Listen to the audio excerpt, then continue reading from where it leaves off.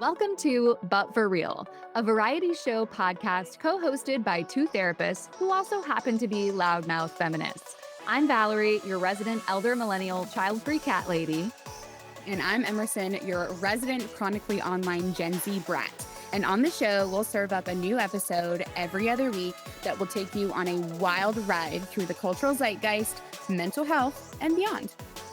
You'll definitely laugh and TBH sometimes maybe cry a little because this is a silly and serious show. Buckle up, my friends, and let's get into today's episode. And so we're back, everyone. Hi. Okay.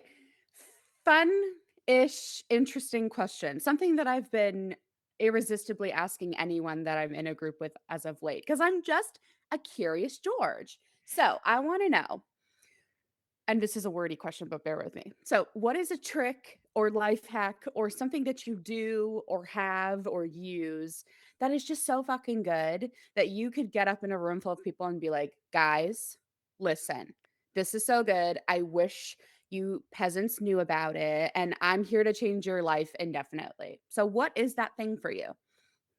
Ooh, damn. Well, first of all, I feel like if we ever have a super engaged listenership and everybody submitted theirs, that would Oh be my like God. a whole amazing episode.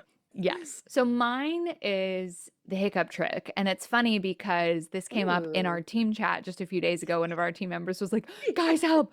I have the hiccups and I have session in 5 minutes. What do I do? Have you ever had the hiccups in session or right before? Oh yeah, Yeah. I for mean, sure.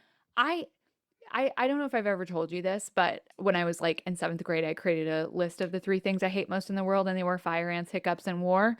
And it's pretty much still holds. So like if I get the hiccups, I lose my goddamn mind. Like I am You're not immediately okay. pissed. Yeah. So whenever I discovered this, like, I don't know, 10 years ago or longer, I was like, Mm. thank God. So yeah, you take a washcloth, you put it over your glass of water, and you drink through the washcloth. So what it does is Oh, it forces you to kind of suction a little bit, like suction. even more than Mm. you would like through a straw. And then a company went on Shark Tank and created a straw that does this same effect. It's obviously easier to you always almost in many places you have access to a clean washcloth. You're not always Yeah. going to have your hick away straw with you, but I did buy one because I had to try it out. And this explains sort of the biology of what it's doing. So they say that, Mm. and this is the same with the washcloth too. The hick away can instantly stop hiccups by generating enough pressure while sipping from the device to lower the diaphragm while simultaneously activating the leaf-shaped flap in the throat known as the epiglottis. Doing this Ah. simultaneous two key nerves, the phrenic and vagus nerves, which are responsible for the hiccup, this allows the brain to reset and stop the hiccups. And the washcloth or Wow. the hick away straw work for me every time. And thank God, because I am a nightmare if I can't get rid of my hiccups. I mean, and it's hiccups is one of those things where it's like, no matter how fucking old you are, if you get them, like, you're kind of gonna crash out because it's like, just get out of here, you know? Like, Like I can't what focus biz on anything. no, I can't focus. I'm like, what business do you think you have here, hiccups? You know? Like, it's just goofy. Oh my Oh my God. God. Okay, what's yours? Anxious girly, take a shot every time Emerson admits on his podcast that she has deep-seated anxiety. And so with anxiety comes our really fun little friend, nausea, babe. Oh, So I'm not a full anxious puker, but like the nausea be getting me. Shout out to my nurse friends that told me about this. Alcohol pads, just like the wow. little prep pads. Literally, oh, for our people that are watching, here's my tiny little elephant Oh my purse that I got God. when I was living in Shanghai. And everyone's like, oh my God, this little elephant purse. But you want to know what's inside of it? Alcohol prep pads. Because we don't compromise on aesthetics here. Okay. Ooh. You're feeling anxious or anything, you just rip one of these suckers open and sniff it. And I know everyone is kind of like, girl, but listen, I was the kid that was huffing markers. I was huffing You're okay so erasers. far. Hey, and I'm fine. So I don't know what it is. I'm sure there's like legit sciencey stuff. I was kind Yeah. of poking around a bit Okay. on the interwebs with this, but whether it's just the intensity of the This is smell, mhm. which we have done, which we know for anxiety, pop a mint or a warhead, and then you're Right. focused on the it's a sensation of it, whether it's just that like isopropyl, just like that strong smell. But I feel like after Uh, just kind of for a few kind of sniffs, seems so stupid talking about it, but it No. it genuinely works so well. That paired with pushing on the acupressure spot in between your 2 tendons here, shout out Melissa Tears for teaching me Oh, that, but yeah. so good, and just I always have them in my, like, little purse just in case. It keeps them in my car, and so I feel like the Zofran fairy a bit where I'm like, "Have you ever had a Zofran?" But I'm like, "Have you ever had an alcohol wet wipe to sniff?" I'm like, "This will help you." But yeah, this is like a very beloved trick amongst like night shift nurses and everything like Wow. that when it comes to dealing with nausea. So I was like, Okay. "Wow." So I it's am gonna have to poke yeah, around online and see yeah. if it supposedly works with, like, motion sickness too, Ooh, because I don't get nauseous a lot, but when I go to, like, a amusement park, which I love to do, if there's mhm. any of the, like, the virtual reality style rides where you're, Oh, like, no. seeing screens and shit, I always have to take Dramamine, which makes me tired because Yeah. like, I get so nauseous, so I'm gonna be busting out my alcohol pad. Also, I kinda like the smell of it, not gonna lie. I really like the smell. It's like a guilty pleasure. I'm like, Oh my "Mm, gosh. She be sniffing. Now it's time for our first segment, Tea and Crumpets, where we tell you what we can't stop talking about this week. I don't know if you follow this guy on Instagram. He's at Mm-mm. Mr. William Spreck, question mark, Ooh, Sprek, but his name on there is Tell Williams. He's a therapist. He's like a pretty flamboyant dude and he's like gorgeous and hilarious. His content is so mm. good and he's been doing these videos recently where he's dressed up as Satan, so he's like topless with a little like and it's just oh my god, the red like faux leather and he's just like oh my god, Pam, we have been waiting for you, Ice Queen. Like, it's so good because it's basically like these fuckers in Washington are Oh, one-upping Satan sure. himself. They're like icons down there. So highly recommend checking those out. I have been really trying to pivot myself into longer form content. I think I shared a bit in Mm, Breakfast Club where I was like, I'm coming home at night and doing nothing but scrolling, and it makes me feel like shit. yeah. So, trying to meet myself where I am with minimal energy. But instead of scrolling, I'm trying to get back to my like 2016, 2014 YouTube roots where I just loved YouTube. So D'Angelo Wallace, he makes like social kind of commentary videos. Okay. But even though I'm coming home and watching them at night, they still feel it sounds weird to say like digestible enough when we're Yeah. talking about social commentary, but it truly is. And I really appreciate how he's very thorough and how he puts his videos together, but they're mostly 20 minutes a piece, so Okay. kind of more on that digestible realm, but it's really Mhm. interesting, and I feel like I'm coming home and, quote, "watching the news" a little bit, like, getting Mm. plugged Mhm. into these large kind of social things that are happening. I recently watched his video talking about Melania Trump and, like, her movie, Mm. documentary that came out or whatever. He talks about AI, Elon Musk, just, like, Mm. anything kind of in the zeitgeist, but just really cool and interesting, and he's a really great guy, so highly recommend his videos. Now it's time for Step Into My Office, where you get advice from your favorite professionally qualified, personally peculiar therapist. Dear Val and M, I am a 32-year-old married man, and I genuinely don't know if I have a problem or if I just feel ashamed. I've been watching porn pretty much daily since I was 13. It started like curiosity, obviously, but somewhere along the way, it just became part of my routine. No matter if the day was stressful, boring, or normal, it's like my brain automatically goes there. I've tried to stop a bunch of times, sometimes because I feel gross about it, sometimes because I feel like I'm lying by omission, and sometimes because I genuinely wonder if it's messing with my relationship.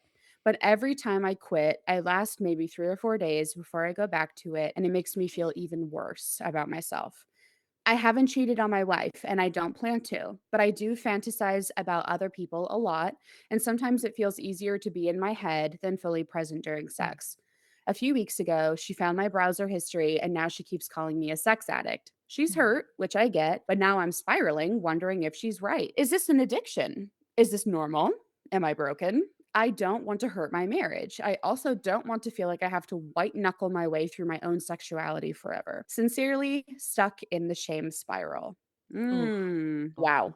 There's a lot there. Yeah. Any kind of thoughts off the dome that's speaking to Yeah. you right I now? mean, my first sort of question is in acceptance and commitment therapy. We talk a lot about sort of like, depathologizing, taking the judgment out of things of like, Yeah. who are we to determine like what's quote healthy or unhealthy or what's right, what's wrong. Like if we are just sitting there arguing with our thoughts, we often don't get anywhere anyway. So they talk about workability. Like, is this workable for you? Mm. Is this helpful? And it sounds like this listener is really questioning and going like, okay, maybe it's not that like porn is quote unquote bad, period, for this person, but that the way that they are using it may not be the most workable in some of, Yeah. their goals for their relationship, et cetera. And then there's whatever is coming up for the wife on finding this. And of course, she's embroiled in all of our sort of cultural consciousness around this too, and maybe feels hurt or threatened or whatever is going on from that angle. So, yeah, that's some of the first stuff coming up for me. What about you? Yeah, I think I really like the workability piece Mhm. and, this kind of example, listener, this is a vignette in many ways I think of what we talk about in sex therapy and in couples therapy where I really do like to open that conversation between a couple about porn. And I'm always very interested when people come in with, quite a lot of like moral judgments about it and the layers of how we got there. And I always make my stance clear that I don't want you to come in and I'm like, well, watching porn's normal, so whatever. And because I do think it is, and I talk about that in sex therapy. And again, like what Valerie is saying, we look at this thing and we're trying to look at the moral kind of judgments and if it's normal and if it's good and if it's bad and the relationship that you have with it if that's driving you in a way that feels incongruent or stressful then that's certainly something for us to explore, right? And for something for you to explore as well. And finding the browser history, calling you a sex addict, a big fight ensuing, I don't doubt. I've talked through that in couples before. And, you know, just the label of sex addict, and that's why we wanted to talk about this, but why we wanted to say for the title, is sex addiction really a thing? I just Mm. think it's something that just gets throws around, of course, in a heated moment.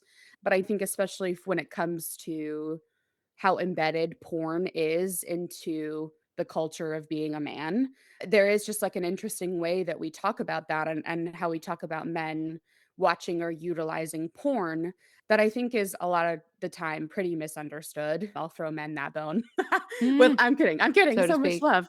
Yes, literally. But I think there's so much more under that surface than, oh, well, you're just a cheater and you're a fucking gross freak and Mhm. you're out to hurt me. Yeah. There's so much in there. Right. And there's also like the neuroscience aspect of this, right? Yeah. In terms of if this has been going on since like adolescent development with this Yep. person, this may be one of the only ways that this person consistently self-regulates. So with Yes. that, I would say we probably need more tools in the toolbox, right? If you don't have a lot of tools and this is your go-to, Yep. then, that could create challenges for its own reasons. And then there's also the question around like what kind of content are we talking about? Is the level of content, that idea that you need kind of more and more to amp up the intensity of it. And then, in comparison, your quote unquote real sex life might feel Yes. a little dull or uninspired. If it's not workable for some of those reasons, then that would be other reasons why I would encourage this person to get support from a sex therapist, even if it doesn't look like eliminating porn from your life or saying, yes, I'm a sex addict, which we'll get into more, that I think there are good reasons to do some exploration around the relationship with it. Absolutely. We hear you stuck in the shame spiral, and there's a way out of that for sure. So keep listening. Mhm. Thank Yep. you. And now it's time for the DSM.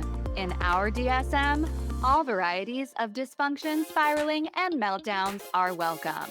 In this segment, we break down complicated concepts and common misconceptions about mental health, well being, and tell you what we really think. How we got from sex addiction to out of control sexual behavior, what the heck any of this stuff even means. And we'll start with the history around sex addiction. So, this concept became popularized kind of, 80s, 90s in the 12-step world originally. This guy, Mhm. Patrick Carnes, who formed what's now called ITAP, the International Institute for Trauma and Addiction Professionals. They do a Wow. lot of trainings now, but their sort of bread and butter and what really started them off was the CSAT training, Mm. Certified Sex Addiction Therapist. And so it was sort of this model that was like, okay, we're going to develop this like kind of CBT, trauma informed, 12-step aligned program of a task based model where people who are working with a CSAT are ideally working with them one on one. They're going to a CSAT group led by a therapist. They are also engaged in 12 step, whether that's SAA or SA, something like that, or SLA. And all of that kind of integrates together. And it is based in the addiction model, right? Of people kind of working through the 12 steps and saying, I'm powerless over this addiction. I was trained up as a CSAT, and when I was working at a residential treatment center where that was one of their kind of big specialties. And in hindsight, it's just very interesting seeing, like, I mean, we know that all of this stuff, like therapy, treatment centers, all of it, while there may be a lot of people with their hearts in the right place wanting to just help people who are struggling, and that's very real. I'm not saying that, like, oh, it's just corrupt and greedy, whatever.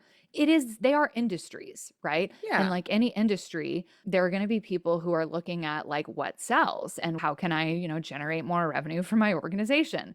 The treatment center where I worked had a strong sponsorship relationship with ITAP. Mm. So they wanted a lot of us to get trained up, and we had a program for women and a program for men for sex addiction or sex and love Mm. addiction. So I went and got my fancy credentials. And then it wasn't until I was in private practice working on my own and finishing up my like supervision for that, that I was doing some CE training, and it was about sex therapy. And I was kind of like, wait a minute.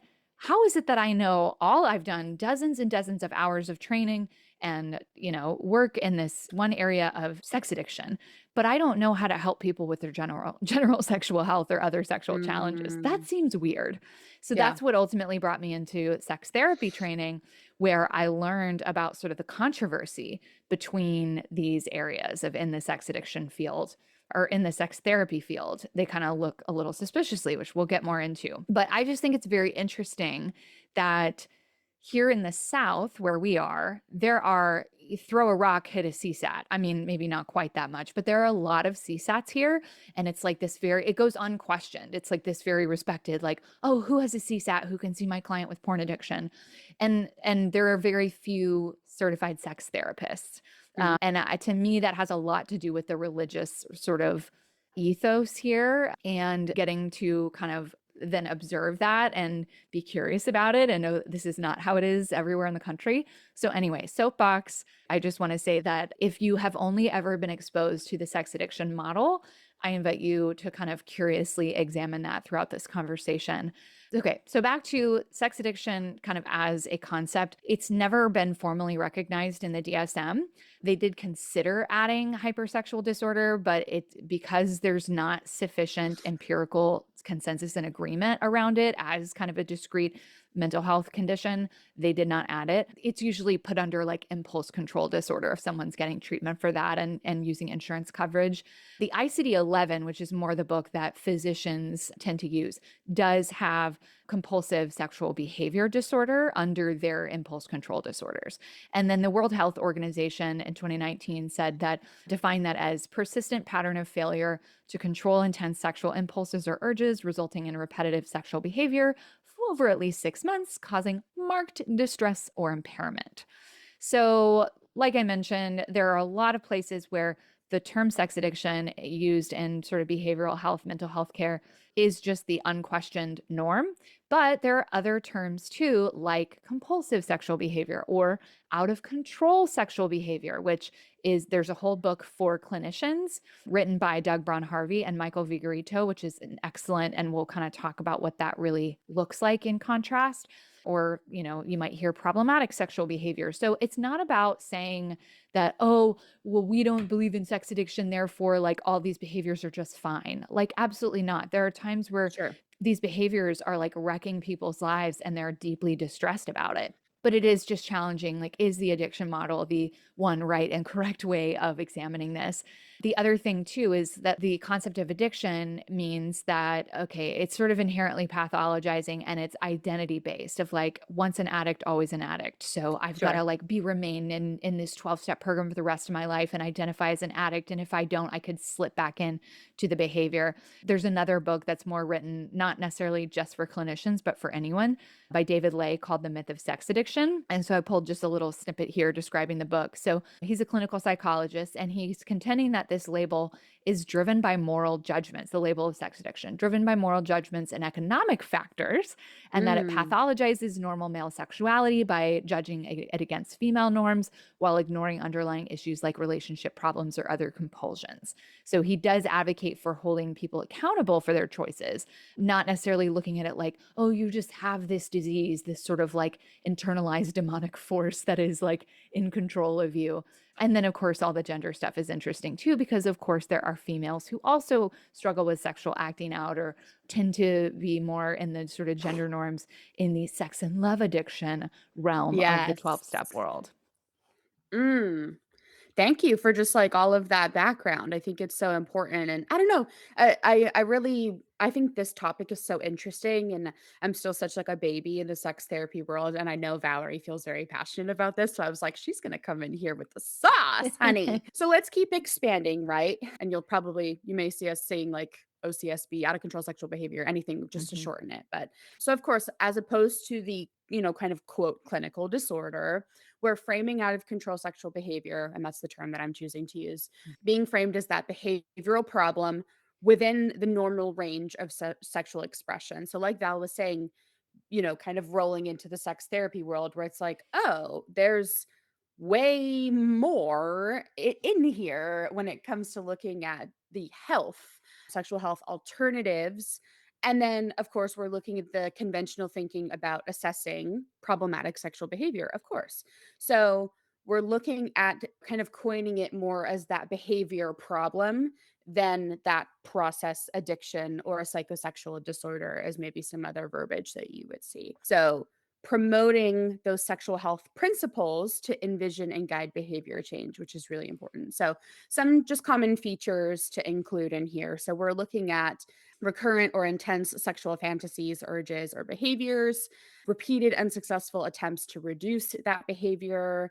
Behavior is just ongoing, even though there's a slew of negative consequences, but there's just that strong desire, and we're surpassing those negative consequences. Something I think is always really interesting to point out, significant time spent planning. So even if it's, oh, I feel like I'm kind of over here, but if I'm really fixating on Mhm. the next time that I can see someone or hook up with someone, if there's intense kind of planning or engaging in those methods and or the recovery, if you kind of quote went out on like a hookup binge or something, and then you're just literally dead to the world Mhm. trying to recover from that and feeling so steeped in shame. That's something to be curious about. Using sex to regulate an array of moods and emotions, feeling anxious or depressed or lonely, and then of course that marked distress and or functional impairment. So just some important nuance to throw in here too with the DSM, because honey, we always have that foot on their neck, as we should, but just the DSM requires that distress cannot be solely due to moral disapproval. So if we were using the lens of the DSM, feeling guilty because, let's say, your religion, Christianity, or whatever says masturbation is wrong, this does not constitute as like true out of control sexual behavior. But if we're looking at a loss of control plus that, occupational or functional impairment plus distress beyond that moral shame, then that's becoming clinically relevant. So kind of Mhm. thinking of it as that equation almost. This Yeah. plus this plus this equals blank. Right. And you mentioned that like significant time Mm, element. And obviously, it's different in every scenario. But I mean, truly, part of the impairment can come from that piece of like it yes. feels so compulsive. I remember someone I worked with in residential where she was struggling at work because she would go home in the middle of the day and Yep. do porn and masturbation and like miss, hours of the workday. And so then was performance improvement plan and like all, so it's like really real consequences sometimes that can be very Yeah. distressing. So, looking at kind of the pop culture social media narratives of this, which obviously we've seen some high profile people, the celebrity rehab arcs, Mhm. Tiger Woods, etc. That sex addiction in the media can be seen sort of as a punchline, like sort of people rolling their eyes at it, like, are you kidding me? It can be seen as like a PR rebrand, right? Like, Yeah. oh, this person like maybe would be because and here's the an important distinction too is that sexual acting out that mostly just impacts the individual is very different from sexual offending. So even in the Mm. CSAT community, I mean, there I'm sure there are people who have training in both and work with both, but they were always very clear to us that like this is not this is not training for working with sexual offenders. And even as a sex Yes. therapist, I've never wanted to pursue training in working with offenders because that's, I mean, everyone needs help, but that is not my expertise or interest.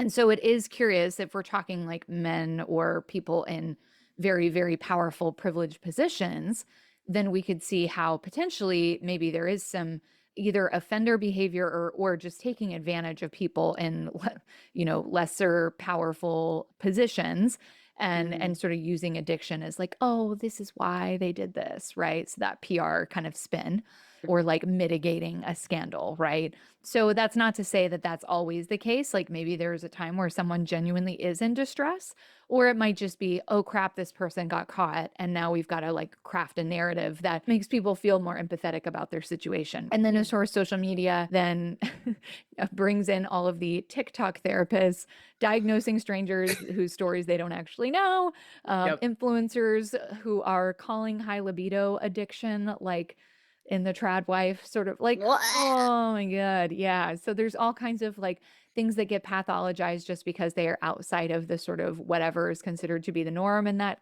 community. Purity culture labeling normal sexual development as pathology. Like, yeah, of course teenagers are curious and wanting to do stuff. That's literally the way they are wired. Let's just how do Yes. we, support them in doing that safely?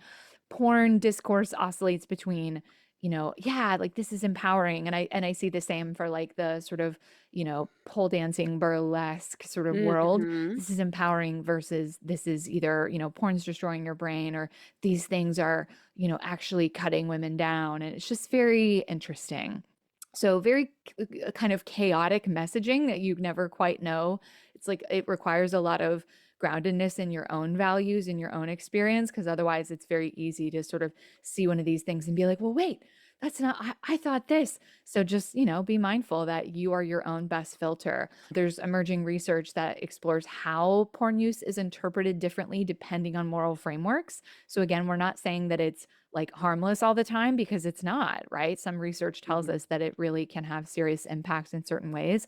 But looking at that with different moral frameworks shows different things in the research, which is interesting.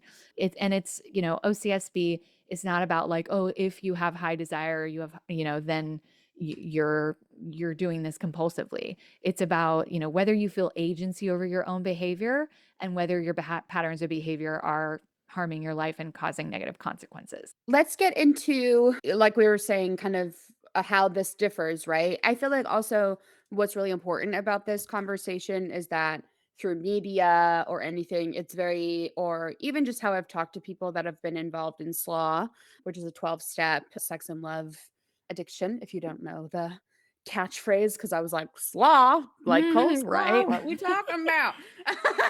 Gender, race, and like sexuality. Okay. So this is where we're kind of getting real. Historically, black and brown men have been Mm. hypersexualized, pathologized. Women, probably the most. Black women, the most. Fetishized. Oh, bitch, and I'd put Mhm. money on it. Asian women, just like when we look at the differences there culturally, what people pull from to hypersexualize somebody. And then, of course, our LGBTQ community has been labeled historically in quotations deviant, which is gross. And just the layers of that and the present layers of how people are talking about, shaming the LGBT community, shaming trans people. It's just gross. And then Mm. women with high sexual desire have been shamed and pathologized as well. So these kind of hypersexual stereotypes have just honestly justified surveillance and or criminalization Mm. of all of these things and how we compare this to a white man or a Tiger Woods or, someone with influence, someone with power. We just talk about it so differently when it comes to not men. And then, of course, I think very specifically not white men. So I just wanted to make sure that we were bridging that here. And if you have any additions there, feel Yeah, free. I mean, it just makes me think of sex work in this country and Yes. Yes. lack of any sort of acknowledgement or dignity around sex workers. And yet, again, all of these, let's say traditionally men in privilege and power who are utilizing sex workers, but not Yes. paying a price for it, not getting pathologized or judged for it.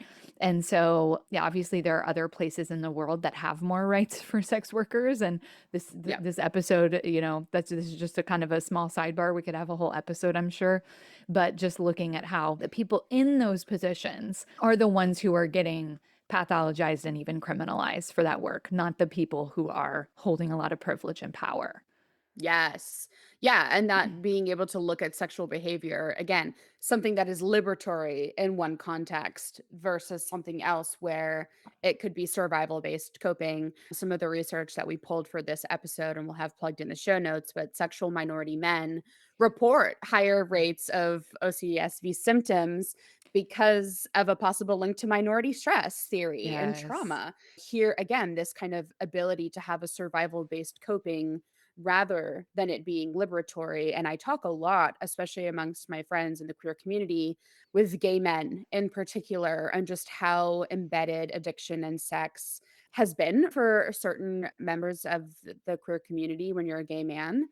And so it just part of my graduate school research, we were looking at minority stress theory Mm, and heterosexist experiences. And so trans and non binary individuals, and I believe what we pulled from our research at large, of course, were more stigmatized and more affected by minority stress theory. mhm, And so then if we look at that, then yeah, okay, here's this awful thing that's happening to me. I feel so on the outs.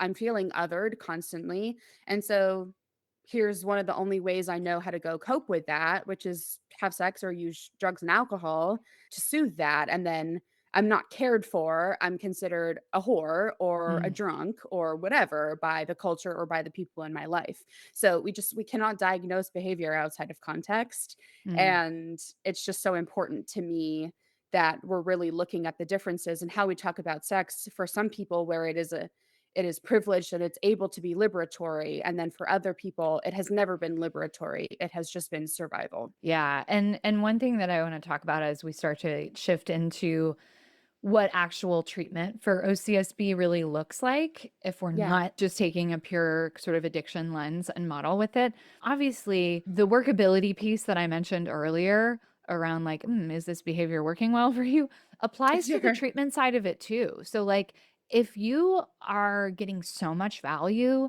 out of your SAA meetings and your Mhm. 12-step work, and maybe you're also doing therapy or whatever with from a sex addiction lens, if you're finding that super helpful, keep doing it, right? Like Yeah. if it's really working for you, it's not a one size fits all. And I mean, my sex therapy supervisor when I was getting my ASEX certification was also a CSAT. And you don't see that a ton in the sex Mm. therapy world, but there is some overlap. And I think someone that I talked to even had run into Doug Braun Harvey, who wrote the OCSB or co-wrote the OCSB book, and they were having this kind of conversation. And he said something about like, I'll never correct a client's terminology. I'm like not going to be like, well, you're not a sex addict, whatever. Yeah. Like it's really up to the client to determine the framing and the words that helps. I see part of my job is just like helping them see their options for that, their Yeah. options for framing this and finding what works for them. But that really the question is like, again, steering them toward what does sexual health look like for you? Where does porn fit into your sexual health? And maybe some people feel like it doesn't at all. And that's okay. It's not my job to decide that. But ultimately, treating OCSB is not inherently about like abstinence based or moral policing or, any sort of shame based because we know that doesn't work. But it is about getting really curious about like, okay, what do you view? And this is one of the things that I picked up the 3 circle plan. I don't know if it Mm. originated in the CSAT world, but that's where I learned it. And I find it so Yeah. helpful because you can use it for so many things of like, what is your bottom line? Like, what would be considered a quote unquote relapse for you or somewhere that you just really don't want to go again. And let's say it's like, well, that would be having sexual contact with someone who's not my spouse. Cool. So that's in your red circle. What's in the yellow circle that's like slippery slope warning signs, red flags that you could identify that might lead you to that place if you Mm, don't take action, if you're not aware. And then what are in the green circle are the healthy sort of quote unquote recovery behaviors or healthy behaviors that you view as part of your sexual health that keeps you aligned with the integrity and who you want to be. So I think that framework is super helpful and just, wanted to add that piece of like, even though we're communicating an alternative here, an alternative framework, it doesn't mean that you're wrong if the sex addiction framework works for you. But if we're looking at OCSB outside of that addiction model, again, it's a behavioral focus. And so we'd be bringing things in like CBT, like ACT, and maybe even medication. SSRIs or naltrexone can be helpful in sort of like emotion regulation and impulse yeah. control. And really looking at it in a deep way at sort of like the functional analysis of that behavior, like and sort of the behavior chain of, well, first I think this, and then I think that, and then I feel this, and then I do this. And then, like really breaking it down to where would I have to interrupt that? Where do need to add alternative coping strategies? And then, of course, the trauma piece, the attachment focus, and addressing any underlying trauma or even just kind of relational difficult past experiences that might have contributed to this. So all of those pieces together, we're identifying triggers, we're increasing distress tolerance, we're Mm, building those alternative coping strategies, we're repairing attachment wounds, reducing secrecy and shame, and really restoring agency. mm. So, but for real, not every high libido is pathology. Not every affair is rooted in addiction, and not every porn habit is compulsive. And also, if your sexual behavior feels secretive or shame filled and outside of your control, you deserve support and not a mean diagnosis. Mm. Amen. And now, our musical segment. Now, that's what I call where Emerson and I each share a song with each other each week as representatives of our respective generations. We tell you a little bit about the song or artist, and then we press pause, we share the song with each other, and then we come back for our live reactions. And we're capturing it all on a Spotify playlist linked in the show notes for you. My song for this week, and I don't know why I picked it. I know sometimes we theme these and sometimes we just Sure. do whatever. So I was like, this just came up and I was like, fuck yeah, I love this song. Have you heard of Ani DeFranco? Yes. Okay. I think. Well, so she was like core in the early 90s, like Riot Girl movement, Okay. GRRL. Yes. Yes. She has her own record label called Righteous Babe Records. She started Love. making albums, I want to say in the early 90s. This was number 6, and she's made over 20 albums at this point. So, Wow. kind of an OG, like feminist singer songwriter, Riot Yeah. Girl. This is the title track off of her 6th album and released in 95. It's called Not a Pretty Girl. And Mm. one of the things that I thought was just a fun tidbit about Ani is that she has a nonprofit called Righteous Babe Foundation, where she's backed grassroots cultural and political organizations that support causes like abortion rights, LGBTQ visibility. She's definitely an activist spirit, and she's had her own fumbles as one does if they've been in the public eye for 30 something years. But I think she's, recovered pretty gracefully and is committed to doing the work. So this is Exciting. Not a Pretty Girl. I love the guitar. Like, I love, like, the track. Oh my god, just so good. I just, like, love when you show me shit like this because 'cause I'm like, "Wait." Welcome Like, to the 90s. no, welcome to the '90s, I'm living vicariously through, and I'm just like, the girls have been feminists, you know what I mean? Yes. I'm like it's just, like, such a good reminder where I'm like, "No, the girlies were out here being like, 'I'm not a fucking kitten stuck up a tree, and if I was, I have claws and 9 lives, and so I'll jump down, I don't fucking need you.'" I'm like, Oh, "Wait, yes. wow." God, it's so powerful. Like even just Ugh. like hearing it, It's I'm just like, spoken fuck it's spoken word, it feels like. yeah. It's like I'm Yes. like, "Whoa. Hmm. Yeah. Ooh, All ooh, right. ooh." What you got for us this week? Okay, I have a song that I feel like has been maybe it's, like, kind of on its way out now, but I'm always a little bit late to the party, but "Die On" Miss Hill by Sienna Spiro. Sorry, babe. I Okay. don't know if I'm saying that right. So this diva, she's born in 2005. You're kidding. I'm just sick.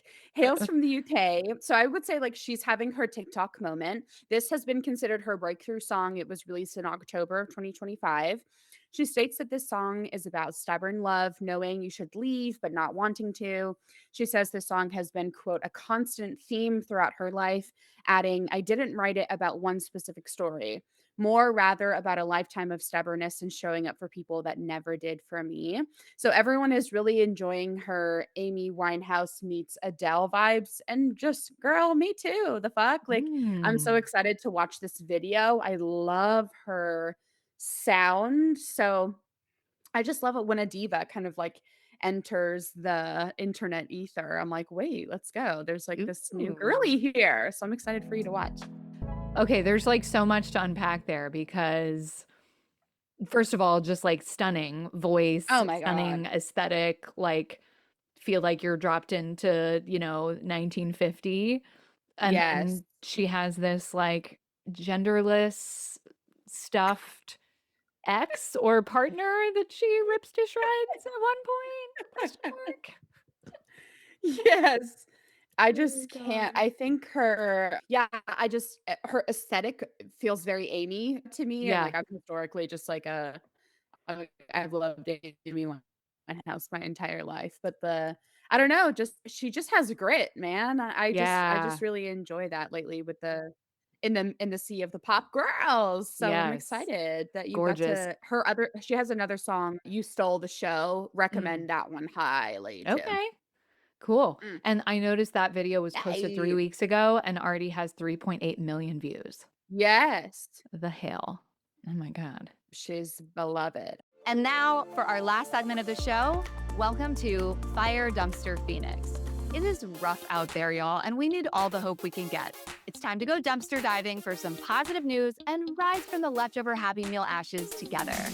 A little bit of raccooning, a little bit of opossuming just through the trash, everyone. We're just wading through it, y'all, just to find some, sparkles, some glimmers in this very scary, scary world. What is your good news this week?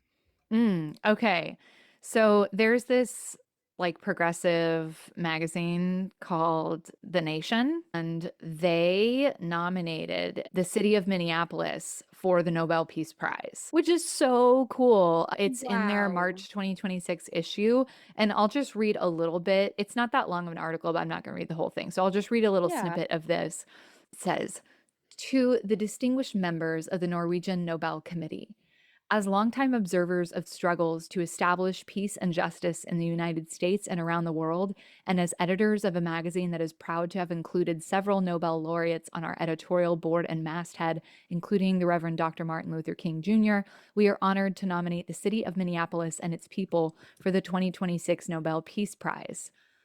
While individuals and organizations have been granted this prize since its inception in 1901, no municipality has ever been recognized. But in these unprecedented times, we strongly believe that the case can be made that Minneapolis, the largest city in Minnesota, has met and exceeded the committee's standard of promoting, quote, democracy and human rights and work aimed at creating a better organized and more peaceful world. So then they go on to Ugh. talk about the fuckery that's been happening and the countless abuses, harassments, detentions that have been happening, especially in the city of Minneapolis. Talking about how they've engaged in mutual support and care and just shown the fuck up, even in the dead of winter with little icicles Mhm. on their eyelashes, Minnesota mascara. Like, just so inspiring to see. Like, we will not go down without a fight thanks to people like the brave people of Minneapolis. Fuck yeah. Oh Mm, my God. I just have chills. I'm so glad I plugged in mine too. I'm like, because this shows some of that direct to mhm. work. So the one I pulled this week, I titled it Minnesota Man Juan Leon is making me change how I feel about tow truck Aw. companies. Cause fuck them usually. I've been towed across Nashville. Fuck you guys. So, in the midst of Operation Metro Surge, Juan Leon of Leo's Towing has been returning cars to people impacted by ice for 4 months completely free of charge. Oh, He's been working alongside observers, is what the article quoted. So Leon has been showing up to arrests early in order to tow the impacted vehicles, work with family, friends, community to return the vehicles to people, or just hold them safe so that they can't be repoed or taken. He says that he receives private donations that allow him to do this work completely pro bono. And returning the vehicles can be really deeply emotional above anything, especially if someone's family members have been picked up and they're dealing with all wow. of this uncertainty. And, he says that it's tough work. It's not easy work to have to bring these cars back to people that are dealing with a lot of uncertainty, but, that he continues to serve his community and he's not stopping and he's continuing to do that. And I just think it's so, yes, these people deserve a peace prize for all that they're doing in Mhm. terms of, like you were saying, this mutual aid and coming together. And the more time I sat with this, I thought, you know what, man, I want to end this, or not, maybe not end this, but like, Yeah. I want you to think of like your car, right? This thing that Mhm. is like, is just a car, but it's not just a car. Like, this is something that takes you everywhere that you need to go. For us in Tennessee, like, Mhm. this ain't With no shitty public walkable transit. with shitty public transport, like, we're so reliant on our vehicles. And there are times where I'm like, fuck this fucking car. I wish I could just walk everywhere. And that's true. But I think of just how much goes into owning having a possession like that, something that Mm. you have to work for and take care of, and something that is a vehicle that literally can take you out of somewhere when you need to escape, that you need Yeah. to hole up in, that keeps you safe. And so Creates just for these opportunity.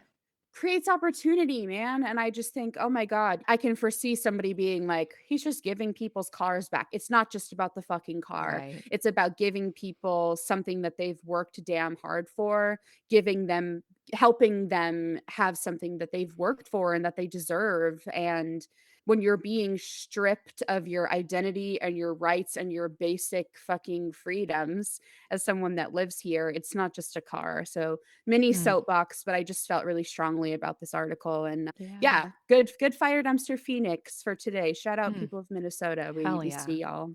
Mm. We do. We do. And we will all hopefully use that as a model to step up because shit ain't Hell yeah. over. It ain't over. So Yeah. we'll keep pressing the pressure and all those necks. And yeah, we'll catch you at the next one. This has been another episode of But For Real, hosted by Valerie Martin and Emerson Ryder, and edited by Volt Productions.